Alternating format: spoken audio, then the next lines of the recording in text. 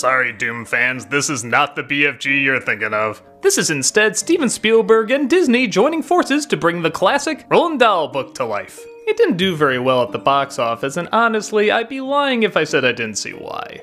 BFG is not a bad movie. There aren't any moments that were cringeworthy or I was going nuts watching it, but at the same time, it does exactly what you expect it to do with no surprises.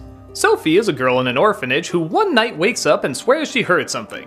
Sure enough, she sees it too. A giant, played by Mark Rylance, well, motion capture, but we'll get to that in a bit, sees that she sees him and decides to kidnap her. Afraid she'll tell people of his existence. He takes her to the land of giants, not exactly knowing what to do with her, but over time, as you'd imagine, they spawn a little bit of a friendship. She goes with him to mystical places and even helps him capture dreams. But it turns out he's actually a very tiny giant, and the other bigger giants pick on him all the time. One day, when he finally fights back, they discover that he's keeping Sophie and demand to see her. When he refuses to hand her over, they decide to go on a kidnapping spree, taking a bunch of children from their homes to the land of the giants. So it's up to Sophie and the big friendly giant to not only stop them, but also alert the queen and her army to do something about it. Growing up, I really loved the original book. It was slow moving, but you really kind of felt this connection. It somehow felt mature, even though it was still written for kids. The movie very much tries to capture that as well as the whimsical side to it, but I feel like Spielberg has been putting too much emphasis on the whimsical side and not the realistic side. And I know, it's giants, it's catching dreams, it's fantasy, it's not realistic at all. But part of what made the book so special is that it felt real. There were a lot of times where they just stood around and talked or saw how he put things together and the different foods and elements that were all around this world. And again, to Spielberg's credit, he does show all that.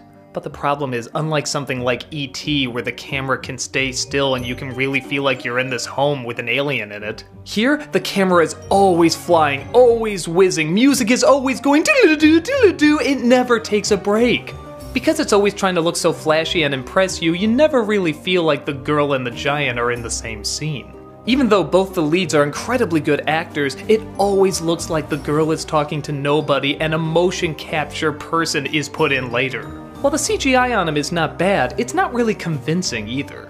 I always think of Game of Thrones and how they did the giant in that show. That was just a guy in makeup, and they just used computers to put him in the same scene. They didn't have to CG everything around him. They didn't have to give him this CG skin. They didn't have to make him look so flat and shiny. Doing that creates another wall of effects we have to look past. It's already one illusion. It's making a normal-sized person look big. But now it's trying to convince you that the CG skin is really there when clearly it's not. Half the time when he's holding her, the effects don't look that great either. She never quite looks right. She looks like this awkward CG puppet, like something out of Polar Express that's not rendered. Speaking of which, with so much CG in this movie, you gotta wonder, why the hell wasn't it just animated?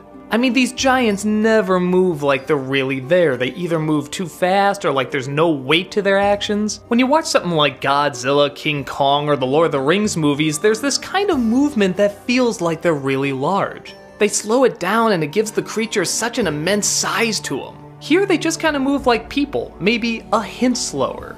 I know that may seem like nitpicking, but it feels like what Spielberg is trying to do is make the moment of this little girl and this giant talking to each other feel really special, but when you don't feel like they're really there in the same scene, it doesn't work. And it doesn't help that the cinematography and the effects are constantly trying to show off. You can have a lot of fancy movement, you can have a lot of fancy music, but when all of them are like that and you don't pace it out, it gets tiring. It's like every scene is trying to be the glowing finger scene from E.T. Separately, these scenes are fine, but when you put them all together, it just kind of becomes bland and generic. The only scene that actually kind of intrigued me comes from this one actress. She plays the queen, and you might recognize her from Downton Abbey. She has to say the most ridiculous dialogue. She has to say that she had a dream that kids were being kidnapped by giants and she believes it's real, and if you look out the window, you'll see a girl and a giant. That's ridiculous, but she sells it. And you want to know why? Because it's not a fancy scene. It's just a person acting and doing a really great job. No special effects, no zooming around, no loud music, just a really good actress acting. Had this movie focused more on that, it could have been something really great like the book. As is, it's just kind of standard. I feel like Spielberg is kind of behind on what makes special family films magical. Pixar films have a lot of movement too, but it also takes a lot of chances. they know how to space it out. On top of that, they have a really good sense of humor that connects with both children and adults. Here we have violent green farting.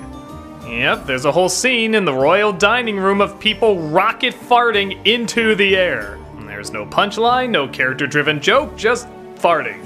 It's so pedestrian I can't even get insulted by it. It's just dumb. Overall though, like I said, the movie really isn't that bad, just nothing really stands out about it that we haven't seen in a million other films. It's tired, it's boring, it could be magical, but it's trying to be too showy and inspiring.